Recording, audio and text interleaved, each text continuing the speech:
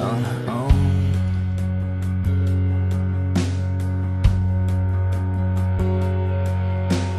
Can you feel when your last breath is gone?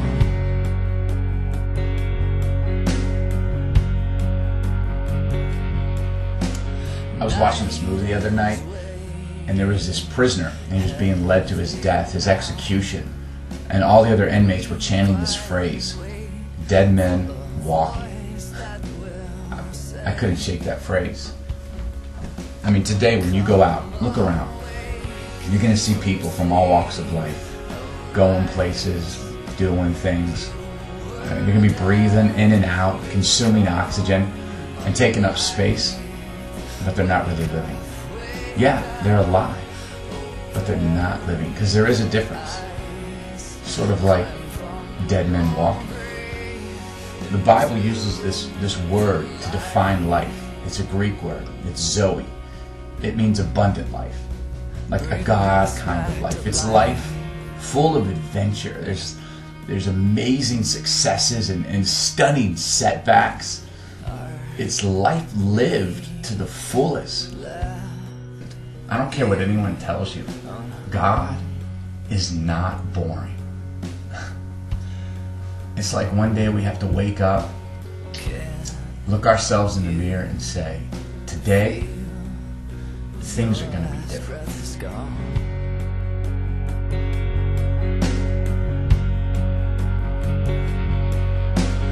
Night is weighing heavy now.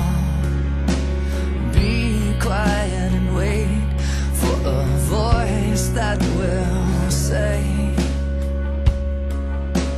come awake from sleep, arise. You were dead, become alive. Wake up, open your eyes. Climb from your grave into the light.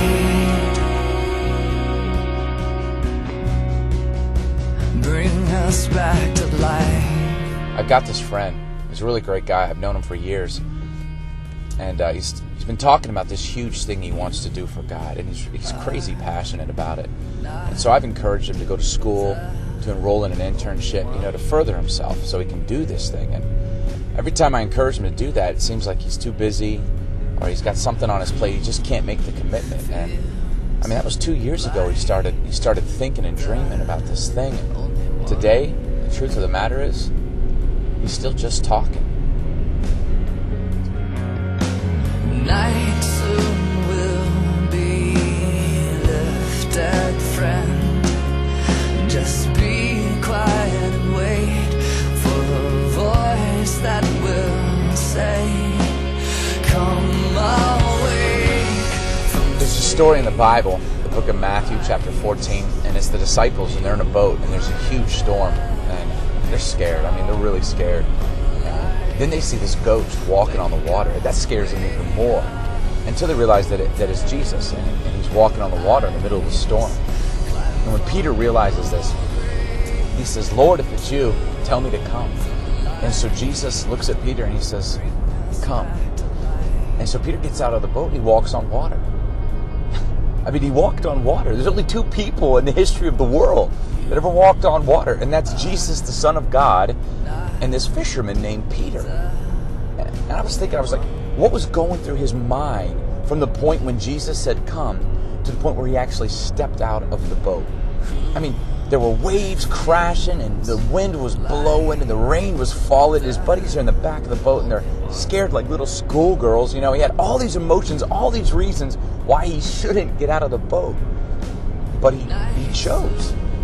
And what's even more interesting is that Jesus didn't offer any explanation. He didn't explain to him what would happen when he stepped out of the boat or why he needed to get out of the boat. He didn't even tell him how to best get out of the boat and walk on water. He didn't even pray for him or encourage him. He just said, come. And then he waited. He waited for Peter to make the first move. Wake up, open your eyes, climb from your grave into the light. And the thing is, you never know the names of the other disciples in the boat. It's because they don't do anything. They just stay in the boat. At some point, you have to choose to get out.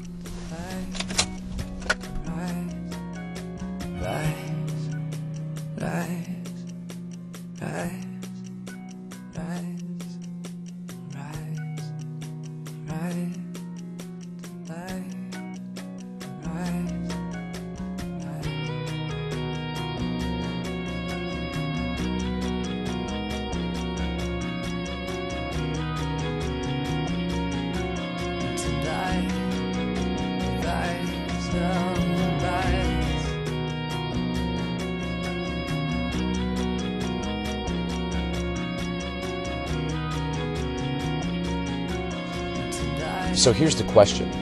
What's going to keep tomorrow from being just like today? I mean, what's going to change? Really, it's up to you. It's like God is saying, come, and now the next move is on you. Listen, life was meant to be lived. We're not supposed to be spectators. We're supposed to be participators. No one wants to be that kid sitting on the bench watching the game unfold. No, you were made to be in the game. So my prayer for you is that you will have the courage to live for something bigger than yourself. To live a life to the fullest, to be like Peter and step out without knowing what will happen. Ultimately, to trust God. Because yesterday is already gone and today is almost over. What are you waiting for?